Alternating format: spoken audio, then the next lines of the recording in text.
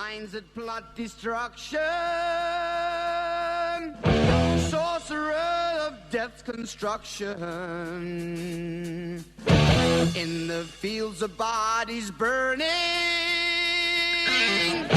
as the war machine keeps turning, death and hatred to mankind, poisoning their brainwashed mind. Welcome to the Anarchist World This Week, broadcast across Australia on the National Community Radio Satellite. Listen to the Anarchist World This Week, Australia's sacred cow slaughterhouse. Listen to analysis of local, national, international events. Listen to analysis you'll never hear anywhere else.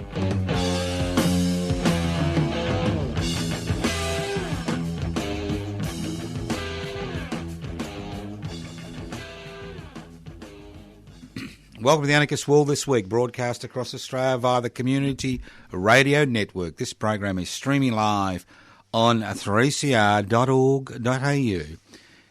If during the program ASIO raids your premises, which I doubt, if the bloke or the woman next door comes in and wants to borrow a cup of sugar for their drug lab, or if you fall violently ill because of something I say, don't despair.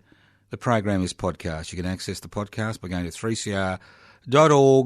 That's 3cr.org.au. My name is Joseph Toscano. I'm hosting today's program. Don't forget, if you do live in Melbourne town and you're at a loss on Wednesday night, and I can understand why you'd be at a loss in a city of 5 million people with thousands of restaurants, well, you can always join me for dinner as long as you pay for your own food and drinks at La Porchetta, 392 Rathdown Street, Carlton North. Yeah, that's right, I'll be there at about 6 o'clock. We disappear about 9 o'clock. So come along. You don't have to eat, you don't have to drink. You just want a bit of company for the night. Pop in, bit of discussion, bit of a laugh.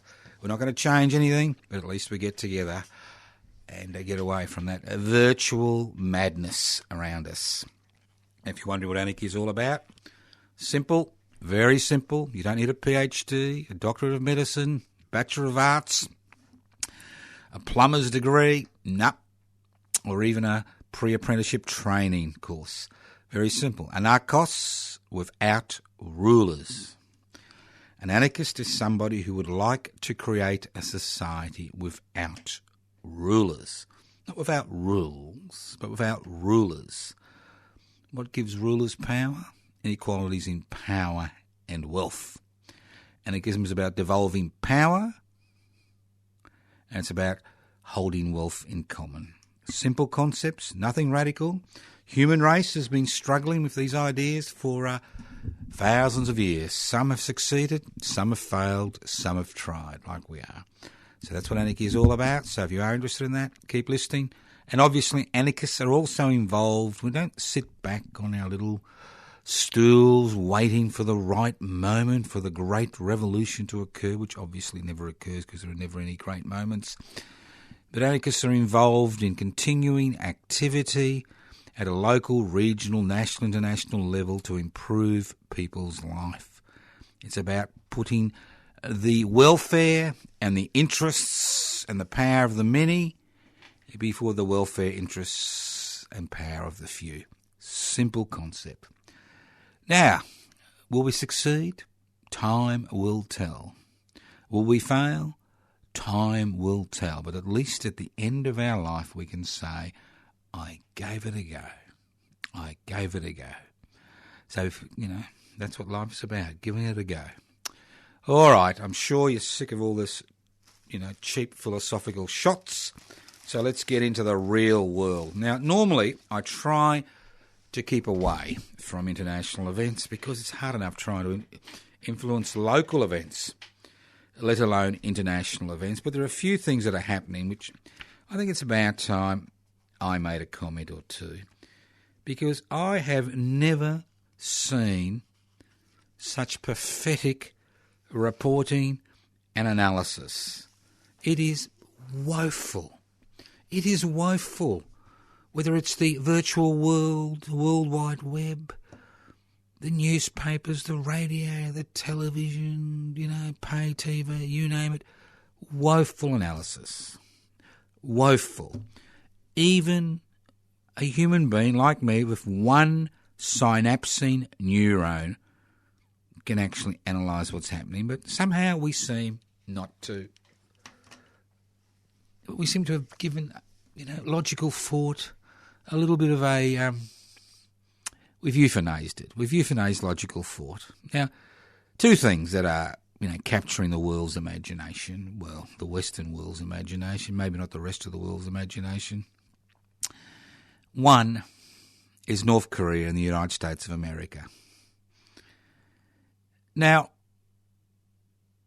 anybody in their right mind knows that North Korea borders with China. That North Korea is essentially a vassal state of China. Okay?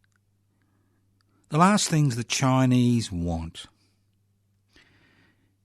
is a full-blown capitalist,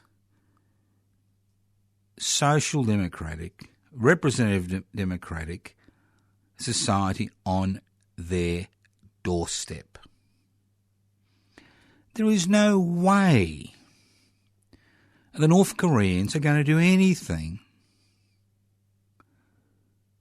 against China's wishes. And we've seen that every time the dear leader, I like that word, the dear leader, the dearest leader, talks to the airbag, the groper, the president of the US of A, the land of the brave and the three.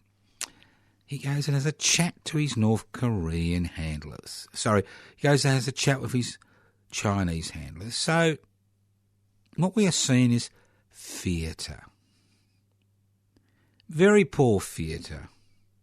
Bluster and theatre, nothing else. The North Koreans are really good at making terrible propaganda films, and unfortunately it looks like the United States of America is on the same wavelength. So it's a very simple concept. It doesn't matter what they say. It doesn't matter what you read. It doesn't matter what the United States of America says about this deal to denuclearize the Korean Peninsula. It's not going to happen. End of story. Sanctions or no sanctions, because North Korea borders on China. China does not want a United States puppet state on its borders. End of story. Okay? Now, if the United States president and his merry gang can't see that, well, they're more, what's the word? They're more, no words escape me. Now, let's look at Iran. Now, that's the next thing that the United States of America, Mr. Trump, has got his knickers in a knot about. Now, the Middle East is an interesting place. Now, let's remember one of the first overseas visits that Mr. Trump, President Groper, made to the Middle East was to go to Saudi Arabia. Now, while we rail against Muslim fundamentalism, it seems that the home of Muslim fundamentalism, the financer of this medieval, philosophy, religious, quasi-religious philosophy, Saudi Arabia, is off limits. Now, obviously, they've just bought $100 billion of military equipment from the United States of America. And obviously, Saudi Arabia is involved in a number of disputes around the Middle East. In Yemen, they are conducting a war against the local people, which, in some regards, parallels the Syrian civil war. Now, Saudi Arabia is America's number 2 ally after Israel in the Middle East. Number 2. It's conducting a number of wars. It's conducting a dispute with Qatar. It's involved in a military dispute in Yemen. It has sent troops into the United Arab Emirates to prop up some of the feudal monarchies in that region. It is involved in a war with Iran for supremacy in the Middle East. Simple. Very simple. So the current sabre-rattling regarding Iran, the United States pulling out of that deal and threatening the world if they don't follow those sanctions, is part of that plan to prop up both the feudal monarchy, and that's what it is, a feudal absolute monarchy in Saudi Arabia, which faces, obviously, increasing internal dissent. And it's also involved, the sanctions are about giving their mates in Israel, a state which is becoming increasingly racist in their outlook, support. Now, it doesn't take a genius to work out what's happening in North Korea and the United States and what's happening in the Middle East with Iran, Saudi Arabia, Syria, and the list goes on and on. It doesn't take a genius. But so why don't people just call a spade a spade? This is what we saw in the 60s and 70s, when world powers were fighting battles on other people's territories, creating mayhem and murder, mass destruction, whether it was in South America, whether it was Nicaragua, whether it was Venezuela, whether it was Cuba in the 50s, whether it was the Congo, and the list goes on and on. So what we are seeing is the great powers, in inverted commas when I use the word great, pushing their barrow, fighting their wars with other people's lives in other people's countries. It's simple. Can I do anything about it? No. Can you do anything about it? Most likely you can't. But at least, if we understand what's going on, we're not going to be dragged into this good guy, bad guy debate. I mean, in the good old days, it was communist versus capitalist. It was about good guys and bad guys. Now we've got the good guys, which is Western social democracy, and the bad guys, the rest of the world. What a pathetic state of affairs where we can't even get one commentator on the planet to actually call a spade a spade. Listen to the Anarchist World this week, broadcast across Australia via the Community Radio Network. Now, I think it's going to be a trivia morning today. Trivia, or a trivia day. Trivia week. Trivia year. Trivia century. I cannot believe every time I turn on the radio, switch on a television set, surf the net, that I am buried in an avalanche of trivia. I can't believe the people who beat their chests about nothing in particular or things that are so minuscule, it doesn't matter. But in the land of Oz, the land of milk and honey, we are happy to prattle on, crap on, talk about the most trivial subjects. And somehow think when governments, the local, regional, state, and national level kind of cave in that whoop-de-doo, we've had some type of huge victory that has changed the face of the known universe. Now, there's 2,000 people currently on Manus Island in Nauru, maybe 2,500 people. It's very difficult to get the exact figures, okay? There's over 100 children on Nauru. at the behest of our government, which we elect, are these people who are not guilty of any crimes. They haven't been putting bombs under people's houses. They haven't murdered anybody. They've made the mistake of coming to Australia in a boat after a cut-off date was enacted in parliamentary legislation. And for the last 5 years, these people have been treated in the most horrendous fashion. And while a small number of Australians have been trying very hard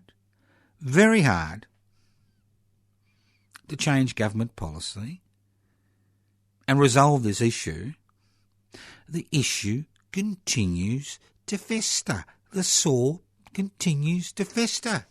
Because when it comes to looking at the big issues, how we treat other human beings, we're not interested. We've decided to leave it to the politicians. It's the same issue in Australia now. Look at the debate in Australia. Look at the debate in Victoria, which is facing a state election on the 24th of November. It's about infrastructure. It's about law and order. It's about African gangs. African gangs? Come on. Get real. Get real. These are blimps. Blimps in our day-to-day activities. It doesn't affect 99.9% of us. While 750,000 people struggle to make ends meet on a New Start allowance, which I think is about $240 a week, we get our knickers in a knot when an opposition leader says that he may, if in government, remove a taxation break which has just been legislated for companies that have a turnover of more than $10 million. It affects about 20,000 companies. If you cast your mind back a few weeks until the opposition leader was forced to recant, you will see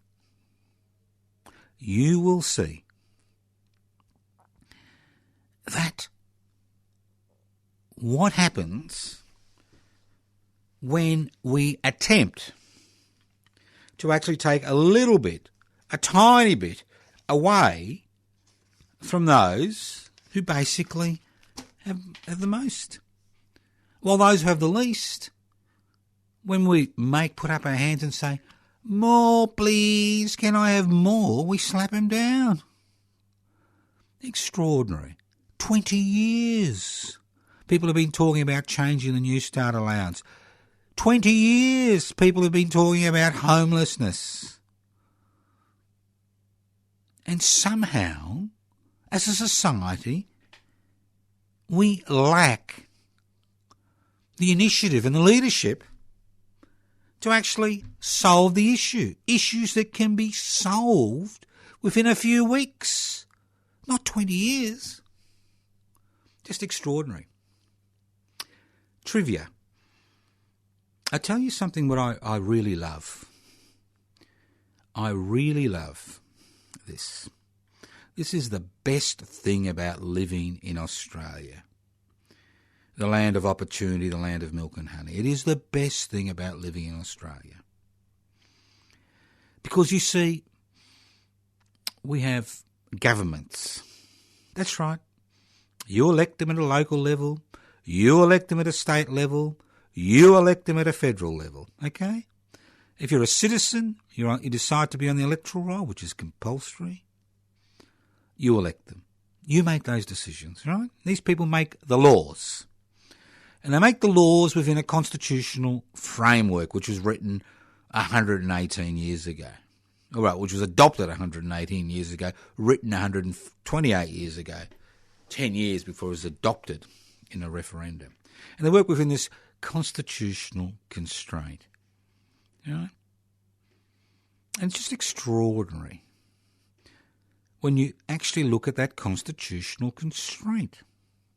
The Australian Constitution is not about protecting your rights. Don't be ridiculous. If you believe that, you'd believe that Santa Claus rides around the world in a Ferrari. He doesn't ride around the world in a Ferrari. He rides around the world in a horse-drawn sleigh, you silly people. But a constitution which basically regulates the relationships between the state governments and the federal government. No, not a word about rights, except possibly the right to follow the religion you'd like to follow. Who cares about that? I mean, you know, if you want to believe in a sky pilot, fair enough. But about the right to freedom of association, which is removed every day in legislation. The right to free speech, which we're told we have. Oh, we don't. We have an implied right to free speech during an electoral period. That's what the High Court has found. And the list goes on and on. Just extraordinary. But what I love, I tell you what I love. What I love is how the private sector gets fat on taxation revenue. Not that corporations pay much tax, but how it gets fat on taxation revenue. Now, I'm going to use the 4 words. I'm sorry to do this. During the deregulation, privatisation, corporatisation and globalisation phase that we've gone through over the last 4 to 5 decades, what has happened, we have seen the public sector. Now, one thing I learnt when I started trying to recruit people for public interest before corporate interests, which I'm still doing, you can always join by downloading the application form from pipsy.net. If somehow you think the interests of the many should be put before the interests of the few, interested in direct action, parliamentary and electoral politics together, join. We're looking for new members all the time, the 100 and 150 before we can register as a federal political party. Well, what I learned is how few people understand what the word public means. The word public has been so denigrated by the private sector, by the corporate-owned media, and to a lesser extent by the government guild at ABC, that people think that a public service is some type of second-rate service for losers. Healthcare, public education, public infrastructure, If you want the best, you go to the private sector, boys and girls, you go to the private sector. And what we've seen is the state, both at the federal and state level, wash its hand of its responsibility to its citizens and residents and give that responsibility to the private sector. And we see more and more state-owned enterprises and state-run services being hived off to the private sector. So if you want to make money in this country, and you want to make a lot of money quickly, what you need to do is you need to get on the privatisation bandwagon. Because every time a government initiates a service, it calls on the private sector to deliver that service. Where it's a service to homeless people, if it's a service to the unemployed. Remember when, we had a government-owned unemployment agency, not all multiple private agencies, energy production, the National Disability Insurance Scheme, the NBN,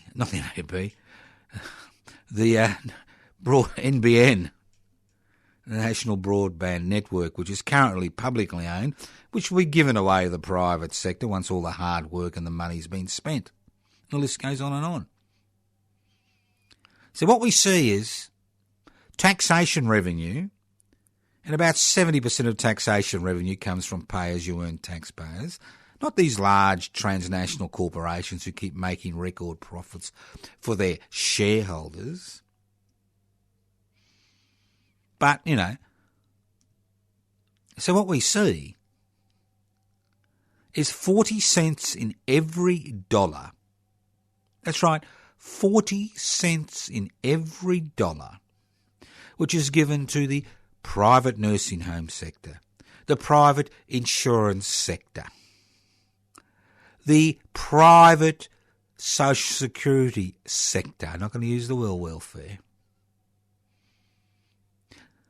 The privatised National Disability Insurance Scheme. 40 cents in every dollar goes to the private corporation, who normally pay peppercorn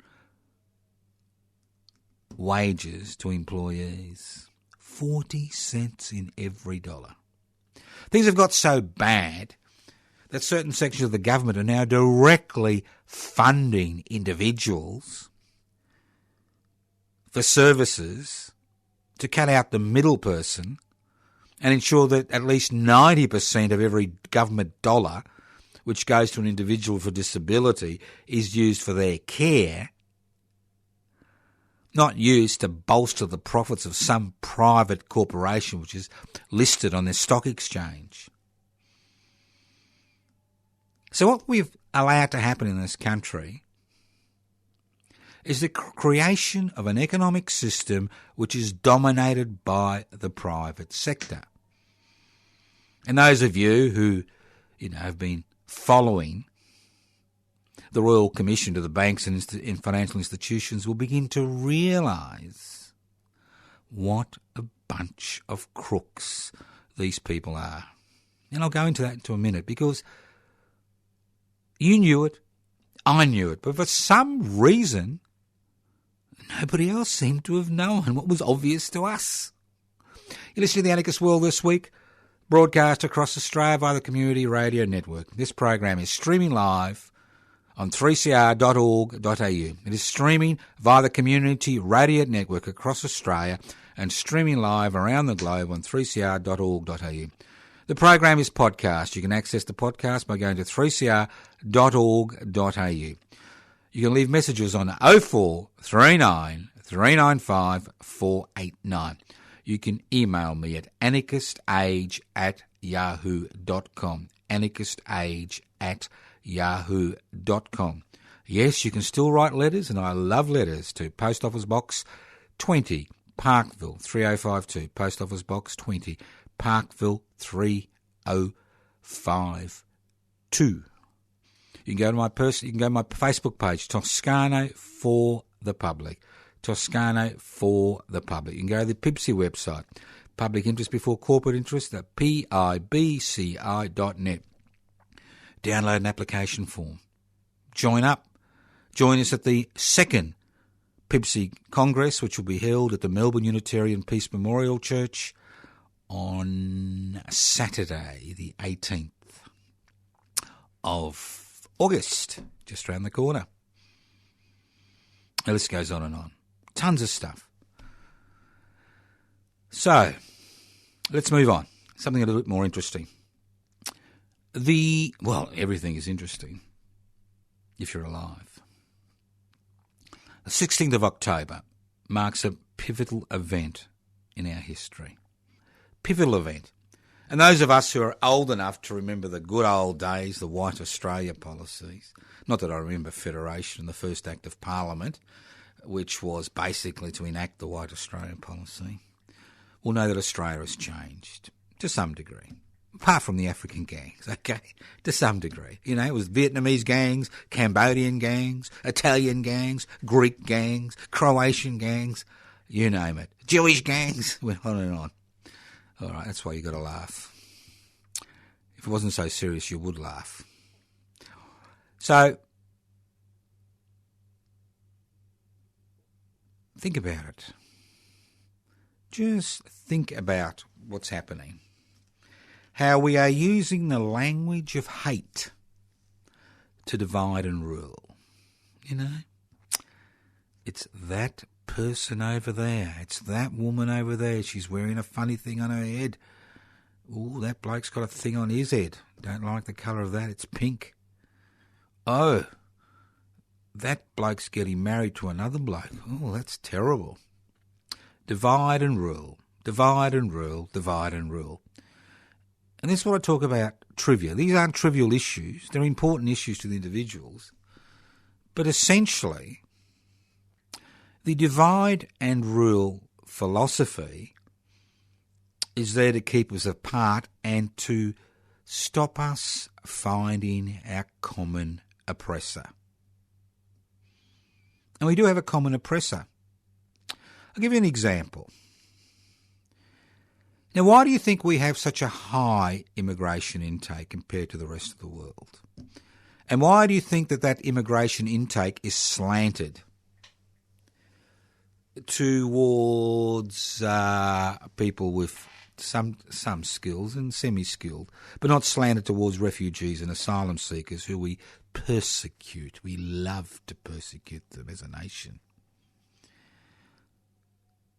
Well, it was very simple. At the end of the 1970s, it was felt, after the demise, the dismissal of the Whitlam Labor government, the most reformist government since federation in this country's history, that the power of the unions needed to be broken. It needed to be broken. Because they were too powerful. See, they were asking too much. Because in the 70s, 66 cents in every dollar of profit went back to the people who created the profit, the workers, and 33 cents went back to the investor. So we thought about increasing the immigration rate. Do it on the cheap. Don't train people. Import them, fully trained. Import them fully trained. Stop training people. You don't want too many educated Australians. They can cause an issue, can't they? You know. Then we had all these fancy visas, which allowed people to come in and compete with workers, Australian, unionised workers, temporary workers who eventually became permanent residents and citizens. So as the number of temporary workers increased in the country, and as immigration increased, the power of the union movement to protect the rights and interests of its members diminished. And when you added legislation to that little pie, it didn't really get off the ground. The souffle was flat. So instead of blaming that small section of society that has made a killing from all this legislation, which has basically alienated many workers in this country, casualised the workforce, divided the workforce, pitted residents against immigrants, instead of blaming that small section of society that owns the means of production, distribution, exchange and communication, who are the great beneficiaries of this influx, we tend to blame the people who've come to this country, taking advantage of the situation and come to this country. It's not their fault they're here. It's not their fault. It's not their fault they're not unionised. If they're unionised, they're not employed. It's that simple.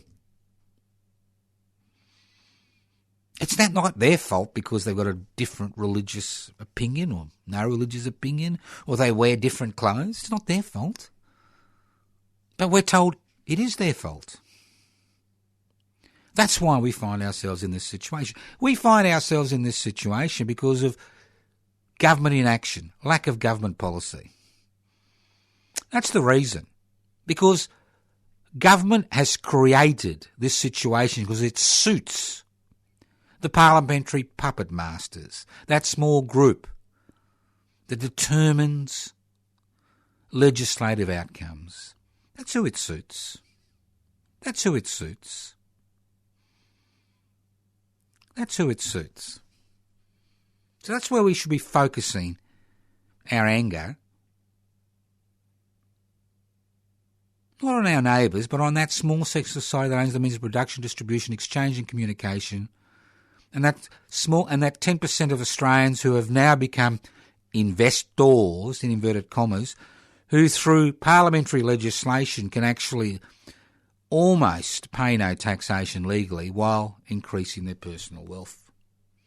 And these are government policies. This is legislation that has gone through Parliament. And those of you who think the current Senate crossbenchers are our saviours, I've never seen a more motley, useless, authoritarian, gutless crew than the Senate crossbenchers, who have let legislation after legislation go through the Senate that has a profound impact on Australians, negative impacts. So think about it. Think about it. It's not the other that's the problem. The problem is the capitalist structure. The problem is that we don't have a mixed economy. The problem is the domination of the economic sector by the private sector. You see, there's a new slogan which we're working under, a new slogan. Coordinated corporate corruption. You won't see their crimes on CCTV. Think about it. Coordinated corporate corruption. You won't see their crimes on CCTV. When a footballer lashes out at another footballer and breaks his jaw and knocks out a few teeth, you see it on CCTV. When a bloke knocks out another bloke in a public space, you see it on CCTV. When somebody breaks into a shop and does an armed robbery, you see it on CCTV. When somebody commits an unspeakable crime in the 21st century, if it's in a large urban centre, you can usually find out who it is on CCTV. It's real, it's physical, it's there. But when it comes to coordinated criminal activity, coordinated corporate criminal activity, you don't see it on CCTV. It's hidden in the back rooms. And let's not forget the current Royal Commission into the banks and the financial institutions, which is currently hearing evidence, was set up despite the protestations of the current Liberal National Party government. They were dead against it. Dead against it. Because they knew that it would reveal such financial atrocities that were hidden from CCTV that the population would be a little bit, questioning the old deregulation, globalisation, corporatisation, privatisation mantra. Questioning it. Thinking about it. Think about it. Loyal customers exploited by the banks and the financial institutions. The loyal customers are the ones that are exploited. The dead charged.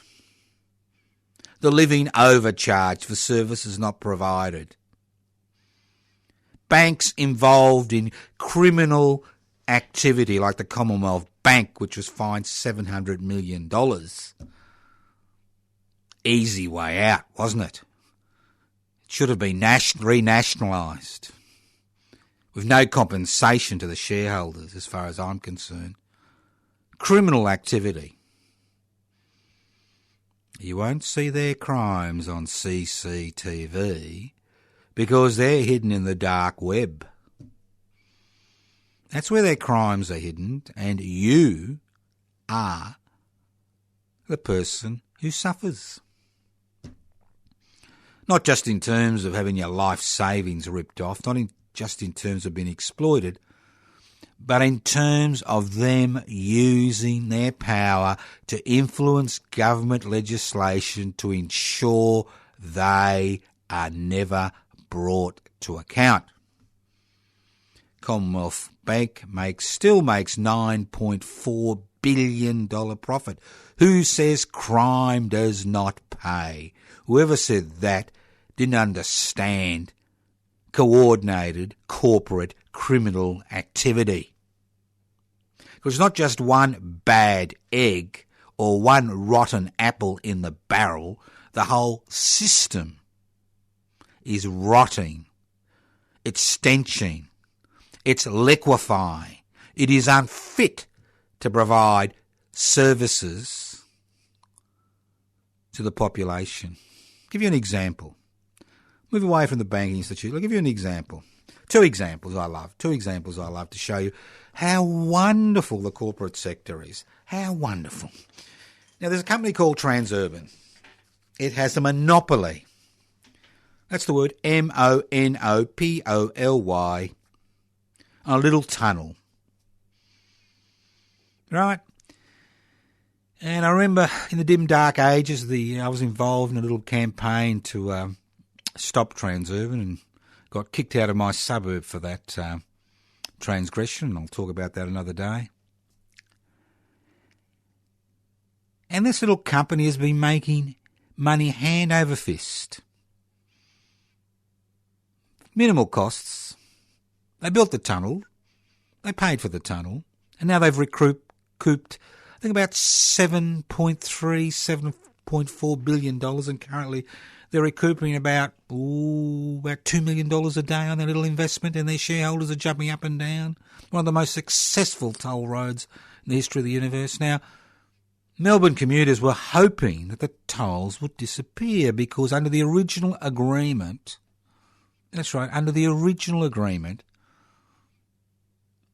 the ownership after, I think, about 34 years will revert back to the state government. Well, guess what? They said to the Andrews-led Labor government, we'll build another tunnel under the Yarra. If you extend our monopoly on the tunnel we currently have for another 20 years. And the government said, tick, isn't this a great win-win for the Melbourne motorist? They'll now pay tolls on 2 tunnels. So for 50 years they'll be making money on investment which cost them less than $1 billion, which is, reaping millions of dollars every day. That's one example. And I'll give you another example. The other example is all the lies that people swallowed in the good old days, 10, 20 years ago, when the mania was to privatise essential services, and Victoria was the leader in the privatisation of essential services. And I'm sure people around the country have been through the same situation where their state governments, who are a little bit short of funds, decided to privatise essential services. And obviously everybody forgot that essential services were created, paid for by taxpayers in order to provide, a service to everyone. Not just the user pay. So we've got the electricity market. I love it. Electricity and gas market. It is such a brilliant example of the failures of privatisation. You had one central authority. All the assets were owned by the state government. The state government charged you a fee, okay? And was responsible for the upkeep and expansion of the service. Very simple. Simple service. privatisation. We now have people who make electricity. Then we have people who own the poles, the transmission lines. Then we have people who sell you the electricity. Then you have people who try to change, your company that provides you with the electricity, and it goes on and on. So where you had one authority responsible for everything, you've got multiple authorities, and you've got all these toothless tigers appointed or created by the state governments to control the activities. And as we know, when you've got toothless tigers, you can have all the legislation in the world, but if you don't give those authorities the legislative power and the money to enforce that legislation, nothing changes. Why do you think the government has provided a bit of extra money to get ASIC to put people into the major corporations and banks to make sure they actually follow the rules? A little bit like having a cop in your house because you're such a dishonest Charlie or Cinderella. You listen to the Anarchist World this week? So, look, you don't have to be brilliant, but what you have to be brilliant about, you don't have to be brilliant to understand what's going on. What you have to do is you have to have had enough. Enough is enough. I mean, you can sit at home, surf the net, cry, carry on, have esoteric discussions with trolls, jump up and down, retire to the countryside, but if you don't get involved in action to change this, nothing ever changes. I'll give you an example. Now, I'm currently involved in a campaign called 10 Days in November. I actually initiated this campaign. I went to public interest before corporate interests and asked them whether they would want to run with this campaign to give public interest before corporate interests a little bit of social, a bit of street cred, as an activist organisation. And public interest before corporate interest has taken up this campaign, 10 Days in November. So what is the 10 Days in November campaign? It's very simple. Now, currently, irrespective of all the garbage and all the pushing and all the shoving that has occurred over the last 3 to 4 years, both of the major political parties have their public housing policies set in concrete. There will be an election in Victoria on the 24th of November. End of story. Their public housing policies are set in concrete. If you look at the voting patterns of the Liberal National Party and the ALP regarding public housing, if either of these political parties has a majority in the Legislative Assembly, public housing in Victoria is finished. Fini. That experiment is gone.